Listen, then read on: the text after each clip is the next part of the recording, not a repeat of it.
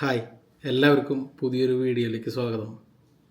ഇന്ന് ലാലേട്ടൻ്റെ ബർത്ത്ഡേ ആണ്. ഇപ്പോൾ ലാലേട്ടൻ്റെ ബർത്ത്ഡേയുടെ അന്ന് ഞാൻ ഏറ്റവും കൂടുതൽ ഓർക്കുന്നത് എൻ്റെ ഡാഡിനെയും കൂടിയാണ്. കാരണം ഡാഡിയാണ് എനിക്ക് ചെറുപ്പം മുതലേ ഒരുപാട് സിനിമകൾ കാണിച്ചു തന്നിട്ട്. ലാലേട്ടൻ ഡാഡി മമ്മൂട്ടി ഫാനായിരുന്നു. പക്ഷേ ഞങ്ങൾ തമ്മിലുള്ള വഴക്കുകൾ എപ്പോഴും ലാലേട്ടനും മമ്മൂട്ടിക്കും വേണ്ടിയിട്ടുള്ള വഴക്കുകളും. ഇപ്പം എൻ്റെ അനിയനും ഡാഡിയായിരുന്നു മമ്മൂട്ടി ഫാൻസ്. ഞാൻ വീട്ടിൽ മോഹൻലാൽ ഫാൻ. അമ്മ ചെറുതായിട്ടൊക്കെ എന്നെ സപ്പോർട്ട് ചെയ്യുന്നുണ്ടെങ്കിലും അമ്മ ഒരു മമ്മൂട്ടി ഫാൻ മോഹൻലാൽ ഫാൻ എന്ന് പറയാൻ പറ്റില്ല. അമ്മയ്ക്ക് അങ്ങനെയൊന്നുമില്ല. പിന്നെ അമ്മ ജയനായിരുന്നു കൂടുതൽ താല്പര്യം. അപ്പോൾ എനിക്ക് ലാലേട്ടൻ്റെ സിനിമകൾ കാണുമ്പോൾ ഏറ്റവും കൂടുതൽ മിസ് ചെയ്യണത് എൻ്റെ അച്ഛനെയാണ്. കാരണം ഡാഡി അത്രയും നല്ലൊരു സിനിമ ആസ്വാദകനായിരുന്നു. ചെറുപ്പം മുതലേ എനിക്ക് ഒരുപാട് സിനിമകൾ കാണിച്ചു തന്നിട്ടൊക്കെ ഉണ്ട്. അപ്പോൾ അതൊക്കെയാണ് ഞാനിപ്പോൾ ഓർത്ത് പോണത്. പിന്നെ ലാലേട്ടൻ്റെ ഞാൻ സത്യത്തിൽ നമ്മൾ കുറച്ച് മുതിർന്ന് കഴിഞ്ഞിട്ട് ഒരു 7ാം ക്ലാസ്സൊക്കെ കഴിഞ്ഞപ്പോൾ എൻ്റെ വീട്ടിൽ ഭയങ്കര ബുദ്ധിമുട്ടും കഷ്ടപ്പാടും ഒക്കെയാണ്. അപ്പോൾ ആ സമയത്ത് 8ാം ക്ലാസ് മുതൽ 10ാം ക്ലാസ് വരെയുള്ള സമയത്ത് ഞങ്ങളെ അച്ഛന് സിനിമയ്ക്കൊന്നും കൊണ്ടുപോകാൻ അങ്ങനെ പറ്റിയിട്ടൊന്നുമില്ല. പിന്നെ ആ സമയത്ത് ഒട്ടും സിനിമ കണ്ടിരുന്നില്ല തിയേറ്ററിൽ പോയിട്ട്. വല്ലപ്പോഴും ടി വിയിലൊക്കെ വരുന്നതൊക്കെയാണ് കണ്ടിരുന്നത്. അങ്ങനെ ഇരിക്കുമ്പോഴാണ് 6-ാം തമ്പുരാൻ എന്നുള്ള സിനിമ, ലാലേട്ടൻ്റെ സിനിമ വരുന്നത്. അപ്പോൾ ആ ഒരു സിനിമ നമ്മുടെ സ്കൂളിൽ ക്ലാസ്സിലൊക്കെ വന്ന് പിള്ളേർ മറ്റേ ലാലേട്ടൻ്റെ ജഗന്നാഥൻ എന്നൊക്കെ പറഞ്ഞിട്ട് ഭയങ്കര ഡയലോഗുകൾ, ആ ഒരു സിനിമയിലത്തെ ചുമ്മാ എന്നുള്ള ഡയലോഗൊക്കെ വന്ന് ഭയങ്കര ഹിറ്റായിരുന്നു. അപ്പോൾ ഇത്തരം മാസ് ഡയലോഗൊക്കെ പറഞ്ഞ് പിന്നെ ലാലേട്ടൻ്റെ ഇൻട്രോ, മഞ്ജു വാര്യർ, കലാഭവൻ, അങ്ങനെ ഭയങ്കരമായിട്ട് എപ്പോഴും അതിലെ ഡയലോഗുകൾ പറയാം.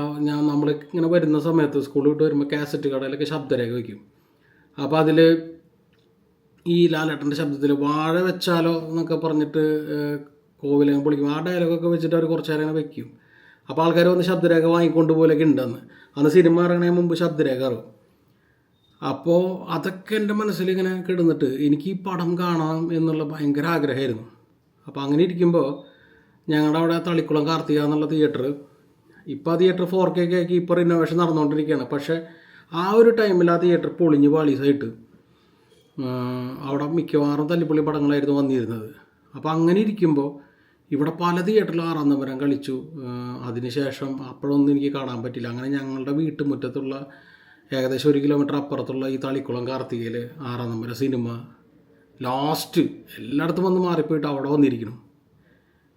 ഇത് എന്താ പറയുക, ഇത് കണ്ടതോടുകൂടി എൻ്റെ കയ്യിൽ നിന്ന് പോയി എന്ന് പറയില്ല. നമുക്ക് ആകെ കാലിൻ്റെ അടി മുതൽ ഉച്ചി വരെ അങ്ങനെ ഈ പടം കാണാനുള്ളൊരു പെരുപ്പ്, ഭയങ്കരമായിട്ടുള്ളൊരു വിറയൽ. അപ്പോൾ അന്ന് ഞാൻ അമ്മയുടെ വീട്ടിൽ പോയിട്ട് കുറച്ച് തേങ്ങയൊക്കെ ചാക്കിലാക്കി കൊണ്ടുവരാൻ പറഞ്ഞിട്ട് ഞാൻ സൈക്കിളിൽ അതും വെച്ച് വരുമ്പോഴാണ് ഈ പോസ്റ്റർ ഒട്ടിച്ചുള്ളത് കാണുന്നത്. അപ്പോൾ എനിക്ക് സത്യം പറഞ്ഞു കഴിഞ്ഞാൽ ഈ പടം കാണണം എന്നുള്ള ഭയങ്കരമായിട്ടുള്ളൊരു ആഗ്രഹം വന്നിട്ട്. അപ്പോൾ അന്ന് എന്തോ ഒരു മുടക്ക് ദിവസമായിരുന്നു, വെള്ളിയാഴ്ച ദിവസം എന്തോ മുടക്കുണ്ട്. അപ്പോൾ അനിയന് ക്ലാസ് ഉണ്ട്, എനിക്ക് ക്ലാസ് ഇല്ല. അങ്ങനെ ഞാൻ അമ്മോട് വന്നിട്ട് ഈ പടം കാണണം എന്ന് പറഞ്ഞു. അപ്പോൾ അമ്മ അപ്പം തന്നെ പറഞ്ഞു, വേറെ ഒന്നും പറയാം, പടമൊന്നും കാണാൻ പറ്റില്ല, നീ മിണ്ടാണ്ട്. അച്ഛൻ ഒന്നാമത് അച്ഛനോട് ഇല്ല. അച്ഛൻ ബാംഗ്ലൂർ എന്തോ ജോലി സംബന്ധമായ കാര്യമായിട്ട് ബാംഗ്ലൂരാണ്, കുറച്ച് ദിവസത്തേക്ക് പോയിരിക്കുകയാണ്. അച്ഛൻ വന്നിട്ട് നോക്കാമെന്ന് പറഞ്ഞു. എനിക്കാണെങ്കിൽ ഈ പടം ഇപ്പം തന്നെ കാണണം. അങ്ങനെ ഞാൻ 2-2:15 സമയത്തൊക്കെയാണ്, 3 മണിക്ക് മാറ്റിനി തുടങ്ങും, ഞാൻ 2 മണിക്കൊക്കെയാണ് അമ്മോട് സംസാരിക്കണേ. അമ്മ സമ്മതിക്കണില്ല. ഞാൻ അപ്പം തുടങ്ങിയ കരച്ചിലാണ്. അങ്ങനെ കരഞ്ഞ് ഞാനൊരു 3 മണി വരെ കരഞ്ഞു നോക്കി. ഒരു രക്ഷയില്ല. ചോറ് ഉണ്ടില്ലെന്ന്, ചോറ് ഉണ്ണാണ്ട് ഞാൻ കരഞ്ഞു. അങ്ങനെ 3 മണി കഴിഞ്ഞിട്ടും ഞാൻ ചോറ് നിന്നില്ല. അപ്പോൾ അമ്മ എന്നോട് പറഞ്ഞു, എന്തായാലും 3 മണിയായി, ഇനിയിപ്പോൾ നീ സിനിമയ്ക്ക് പോയിട്ട് കാര്യമില്ല എന്ന് പറഞ്ഞിട്ട് ഇനിയിപ്പോൾ നമുക്ക് പിന്നെ നോക്കാം, നീ എന്തായാലും ഇനി ഭക്ഷണം കഴിക്കുന്നൊക്കെ പറഞ്ഞ് വീണ്ടും അമ്മ എന്നോട് പറഞ്ഞു. ഞാൻ പറഞ്ഞില്ല, പടം കാണാണ്ട് ഞാൻ ഭക്ഷണം കഴിക്കില്ല എന്ന് പറഞ്ഞിട്ട് വീണ്ടും ഞാനിങ്ങനെ കുറേ വഴക്ക് കൂടി ഇങ്ങനെ ഇരുന്ന് കരഞ്ഞ് 3:05 ആയപ്പോൾ അമ്മ വന്നിട്ട് നല്ലൊരു പിച്ച അങ്ങോട്ട് തന്നു. എന്താ പറയുക, പണ്ടാറടങ്ങിയിട്ട് പോയിട്ട് നീ പടം കണ്ടോ എന്നും പറഞ്ഞിട്ട് പ്രാവിയിട്ട്. അതായത് അമ്മമാരങ്ങനെ ചെയ്യണതിലൊന്നും എനിക്ക് യാതൊരു എതിർപ്പില്ല. കാരണം അങ്ങനെയൊക്കെ ചെയ്തുകൊണ്ടാണ് നമ്മളൊക്കെ കുറേ കൂടി നല്ലൊരു ചിലതിൻ്റെയൊക്കെ മൂല്യങ്ങൾ മനസ്സിലായെന്ന് എനിക്ക് തോന്നുന്നു. എനിക്കറിയില്ല, എന്തായാലും എനിക്കതിൽ അമ്മ അത് ചെയ്തതിൽ എനിക്ക് സന്തോഷമുള്ളൂ ഇപ്പോൾ ആലോചിക്കുമ്പോൾ. അങ്ങനെ പറഞ്ഞ അമ്മ 10 രൂപ എനിക്ക് വലിച്ചെറിഞ്ഞാണ്. അന്ന് 8 രൂപയാണ് സെക്കൻഡ് ക്ലാസ് ടിക്കറ്റിന്.